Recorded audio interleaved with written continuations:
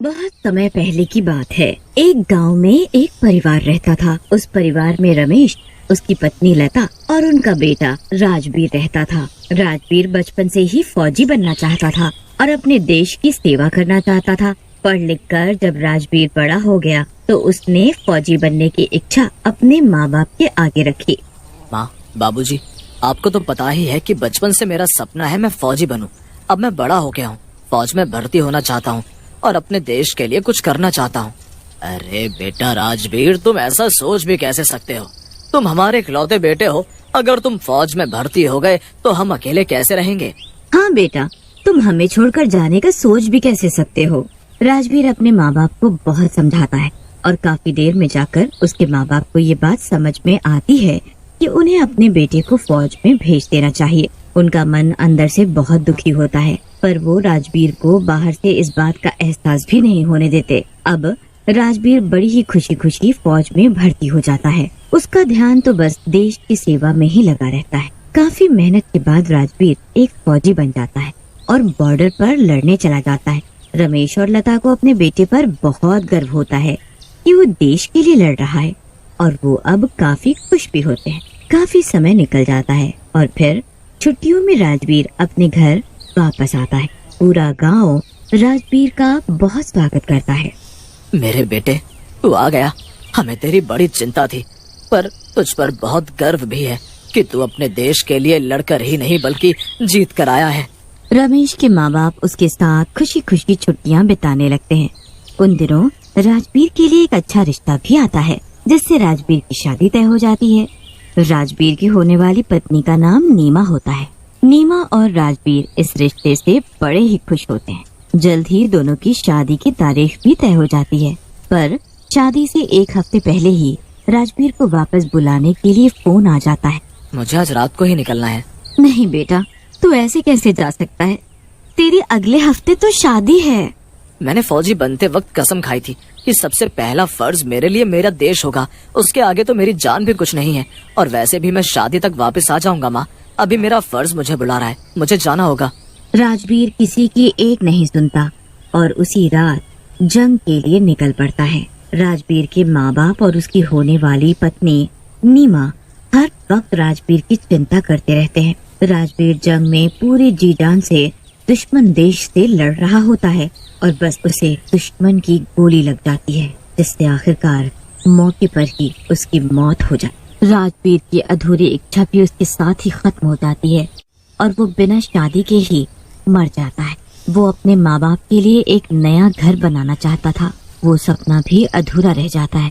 अपनी अधूरी इच्छाओं की वजह से राजवीर मरने के बाद एक भूत बन जाता है। कुछ पुलिस वाले राजवीर के शव को राजवीर के घर लेकर जाते हैं। राजवीर के शव को देखकर उसके माँ बाप और नीमा का रो रो कर बुरा हाल हो जाता है। उन्हें अपनी आंखों पर भरोसा ही नहीं होता कि राजवीर अब इस दुनिया में नहीं रहा। बेटा, मेरा बेटा, तू हमें छोड़कर नहीं जा सकता है भगवान। हम सबको छोड़कर क्यों चले? सब लोग बुरी तरह रो रहे होते हैं। गांव वालों को भी राजवीर के मरने पर बहुत दुख होता है, पर उनको उस पर गर्व भी होता है कि उसकी मौत देश की रक्षा करने की वजह से हुई और राजवीर का भूत वहीं पीछे खड़ा सब देख रहा होता है। दिन का वक्त होता है, इसीलिए कोई भी राजवीर के भूत को देख नहीं पाता। रात होती है और सब सो जाते हैं। उसके बाद राजवीर का भूत अपने माँ बाप के पास आकर खड़ा हो जाता है। वो देखता है कि घर की एक दीवार बारिश के कारण बिल्कुल गिरने को हो गई है। ये तो कभी भी मेरे माँ बाबूजी पर गिर सकती है। मुझे जल्दी कुछ करना होगा। भूत जल्दी से उस दीवार के पास जाकर खड़ा हो जाता है और जादू से फटाफट उस दीवार को बनाकर खड़ी कर देता है। उसके बाद वो उस पर जादू से रंग भी कर देता है और फिर वहाँ से चला जाता है। जब राजवीर के माँ बाप सुबह सोकर उठते हैं तो नई साबुत दीवार देखकर बड़े हैरान हो जाते हैं। उन्हें तो समझ ही नहीं आता कि आखिर ये सब कैसे हो गया और किसने किया। ये बात अभी पुरानी भी नहीं हुई थी कि एक नई मुसीबत गांव पर आ पड़ती है। एक रात गांव में कुछ डाकू घुस आते हैं। गांव के लोग उन्हें देख बड़ा घबरा जाते हैं।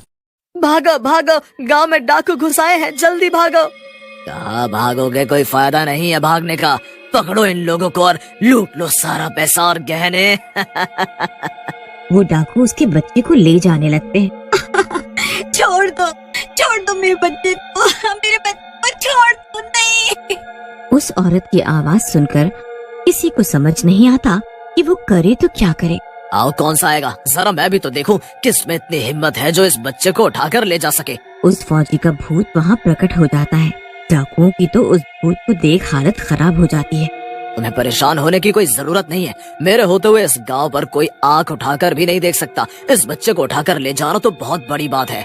कौन है तू आखिर? एक भूत होकर तू कैसे इन लोगों को बचा सकता है? मैं अभी बताता हूँ कि मैं कौन हूँ। भूत उस डाकू की गर्दन पकड़ लेता है और उसे हवा में उठा लेता है।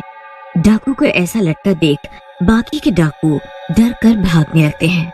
अरे मुझे छोड़ दो, मैंने क्या किया है? अरे निकम्मो, तुम मुझे यहाँ इस भूत के हवाले अकेला छोड़कर कहाँ भाग रहे हो? बचाओ मुझे, अरे मुझे कोई तो बचाओ। अब बुला, किसको बुलाएगा? हाँ, अरे मुझे जाने दो, छोड़ दो मुझे। ऐसे ही अभी औरत भी अपने बच्चे की भीख मांग रही थी ना? क्या तूने उसके बच्चे को जाने दिया था? क्या तूने उसे छोड़ दिया था जो मैं तुझे जाने दूं?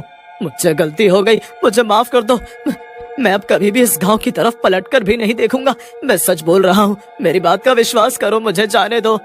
अगर मैंने तुझे आज छोड़ दिया तो कल तेरे और साथी आ जाएंगे। और वैसे भी तूने इस गांव के जाने कितने लोगों को मारा और लूटा है।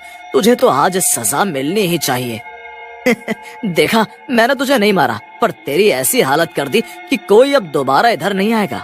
मैं तो हमेशा भूत के नाम से ही कांपती थी, पर आज मैंने देखा कि भूत भी इतने अच्छे होते हैं जितने कि इंसान भी नहीं।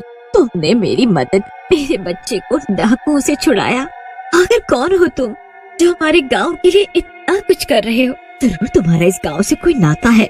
मेरा फर्ज है हर किसी की रक्षा करना, बस मैं वो निभा रहा हूँ। अब मैं यहाँ से जा रहा हूँ, पर कभी भी जरूरत पड़ने पर मैं जरूर वापस आऊंगा।